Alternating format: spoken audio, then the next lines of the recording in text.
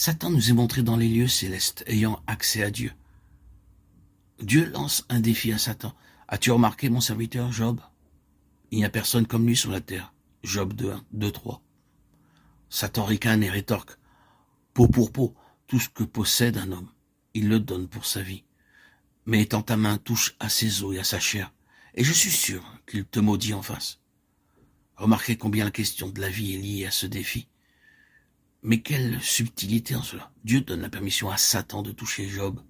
Il peut toucher son corps, toucher sa famille, ses biens, tout ce qu'il possède. Cependant avec une restriction, seulement épargne sa vie.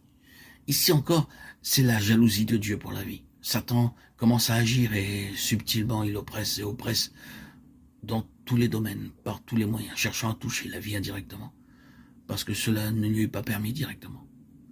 Par des voies détournées, il agit sur Job pour qu'il rompe avec Dieu en le maudissant, pour que sa vie soit perdue, que sa vie soit détruite. Pour comprendre le livre de Job, il nous faut discerner que c'est une contestation pour la vie. Il était dit que c'est une contestation à propos de la foi, mais cela est un facteur relatif. L'enjeu réel est celui de la vie. Nous verrons l'élément de la foi plus tard, mais ici, ce qui est montré, c'est la jalousie de Dieu pour la vie. Job est plongé dans de grandes détresses. Mais le maillon de la vie n'est jamais rompu et le résultat est une vie triomphante. Nous éveillons plénitude et victoire. À la fin, tout nous parle de vie. Nous sommes parfois tout près de nous effondrer sous la pression, les peines, les tensions et les épreuves. Lorsque l'ennemi nous oppresse pour étouffer notre vie spirituelle, par notre corps, par notre pensée, par les circonstances, nous sommes projetés souvent bien bas, comme Job. Nous avons nos questions, nous sommes abattus, nous sommes près de désespérer. Oui, chaque cœur connaît sa propre histoire, de la manière où cela peut aller loin vers l'obscurité. Même lorsqu'il s'agit de Dieu, de sa sagesse, de son amour, de sa fidélité. Mais parce que Dieu est jaloux en faveur de la vie et qu'il est le gardien de la vie, le gardien de la vie. Et nous ne parlons pas ici de la vie naturelle et physique.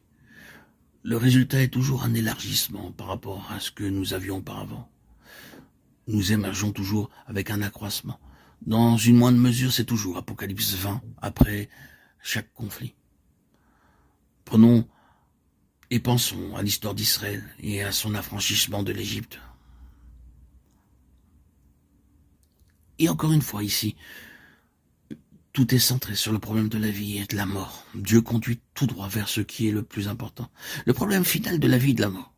Le Seigneur a de plus sa propre voie, ses propres ressources, pour que, bien que la mort soit sur le point d'agir, de ruiner, de tout dévaster dans le pays, son propre peuple en soit préservé et qu'il soit en vie par le sang.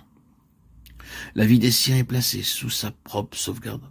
Il prend des mesures pour la vie des siens. Et si la vie des siens nécessite le châtiment d'une nation, quand bien même ce châtiment serait sévère, il prendra cette voie.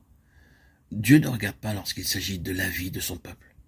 Sa jalousie pour la vie est mise nettement en évidence par toutes ces choses.